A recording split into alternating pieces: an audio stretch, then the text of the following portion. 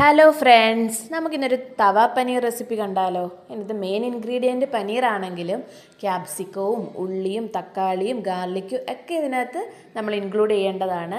ആദ്യം തന്നെ നമുക്ക് ക്യാപ്സിക്കവും അതുപോലെ ഉള്ളിയൊക്കെ നന്നായിട്ട് കട്ട് ചെയ്തെടുക്കാം. ഉള്ളി നമുക്ക് ഇതുപോലെ ചെറുതായിട്ട് അരിഞ്ഞെടുക്കാം. അതുപോലെ ക്യാപ്സിക്കവും മീഡിയം പീസിൽ അരിഞ്ഞെടുക്കണം.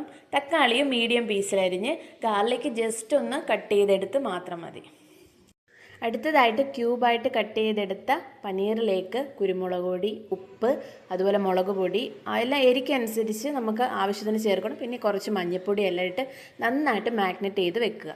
ഒരു അരമണിക്കൂർ മാഗ്നേറ്റ് ചെയ്ത് നമ്മൾ അടച്ചു വെച്ച് ഇട്ട് വേണം നമ്മൾ കുക്ക് ചെയ്യാൻ തുടങ്ങേണ്ടത്.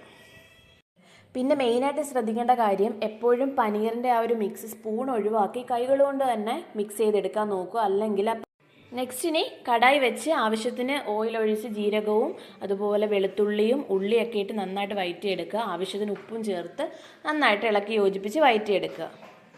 ഉള്ളി ഒരുവിധം വെന്ത് കഴിയുമ്പോൾ അതിലേക്ക് ക്യൂബായിട്ട് കട്ട് ചെയ്ത ക്യാപ്സിക്കവും കൂടെ തക്കാളി അരിഞ്ഞിട്ടതും ഇട്ട് നന്നായിട്ട് വഴറ്റി യോജിപ്പിക്കുക. ഇതിപ്പോൾ ഒരുവിധം എല്ലാം വെന്ത് വന്നിട്ടുണ്ട്. ഇനി നമുക്ക് മസാല ഇടാം. ആവശ്യത്തിന് മുളക് പൊടി, മഞ്ഞൾപ്പൊടി, അതുപോലെ ഉപ്പ് നമ്മൾ ഓൾറെഡി ചേർത്തിട്ടുണ്ട്, അതനുസരിച്ച് വേണം പിന്നെ ചേർക്കാൻ. പിന്നെ ഗരം മസാല, എല്ലാം മല്ലിപ്പൊടി ഇതെല്ലാം ചേർത്ത് ഇതെല്ലാം ആവശ്യത്തിന്. അപ്പം 2 സ്പൂൺ മുളക് പൊടിയാണെങ്കിൽ 1.5 സ്പൂൺ മല്ലിപ്പൊടി ഇടുക. ആവശ്യത്തിന് എരിക്കനുസരിച്ച് ഇടണം. അതെല്ലാം ഇട്ട് നന്നായിട്ട് വേവിക്കുക. ഇപ്പോൾ മസാലയെല്ലാം നന്നായിട്ട് ഉള്ളിലൊക്കെ പിടിച്ചിട്ടുണ്ട്. ഇനി ഇതിലേക്ക് മാഗ്നേറ്റ് ചെയ്ത് വെച്ചേക്കുന്ന പനീറിട്ട് പൊട്ടാത്ത രീതിയിൽ പയ്യെ ഇളക്കിയിട്ട് കൊടുക്കുക.